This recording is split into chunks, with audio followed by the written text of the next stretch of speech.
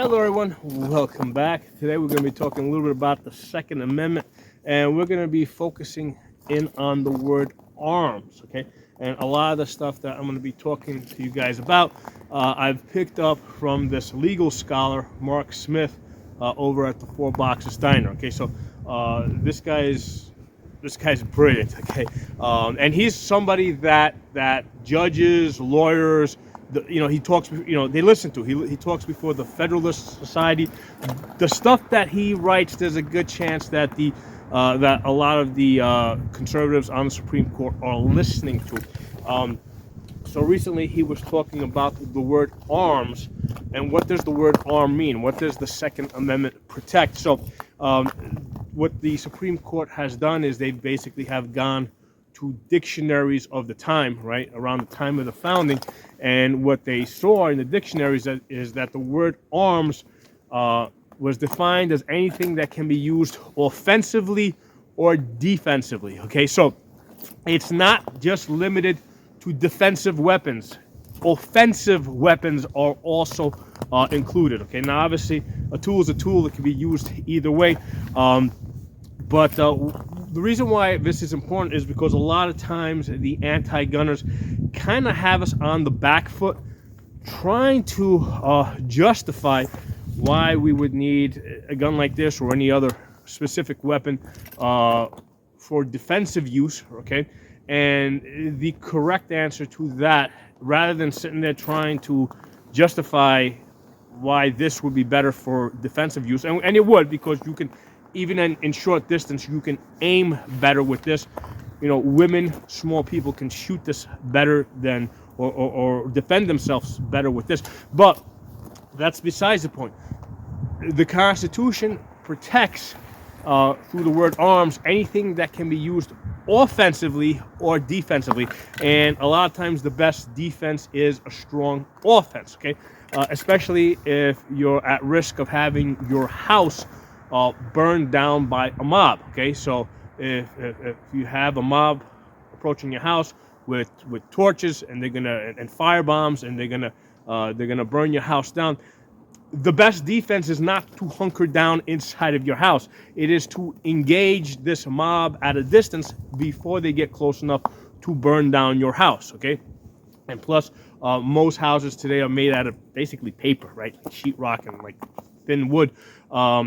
So, if they're shooting into your house, I mean, bullets can travel all the way through your house. So again, there's very few things inside of your house that can actually protect you, and the best course may, be to take an offensive action instead of a purely defensive action, okay?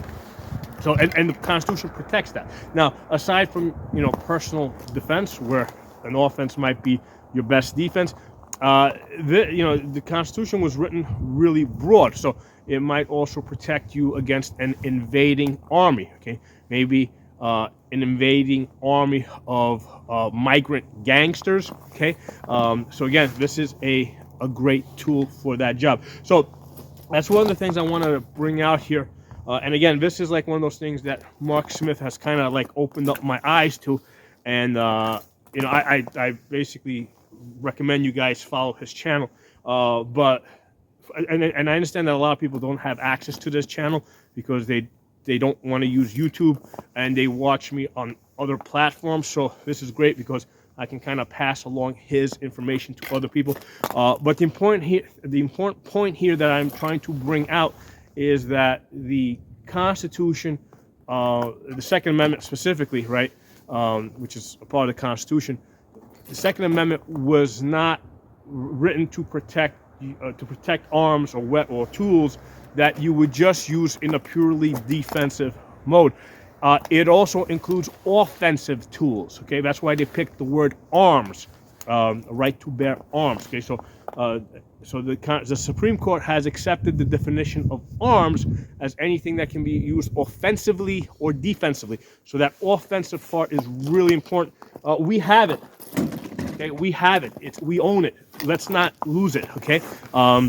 So this is something that I think that we need to basically be ready to protect and be ready to say, hey, it's not just defensive weapons, it's also offensive weapons, because sometimes the best defense is a strong offense. And also, there's things might escalate.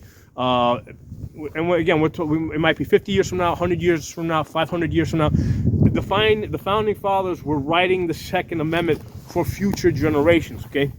So that might include whatever, foreign invasions, alien invasions, anything. You have to have tools available to you that you can use both offensively and defensively. And it includes all weapons, past, current, and future. Okay, so drop some comments below. Let me know what you guys think, and I'll talk to y'all soon.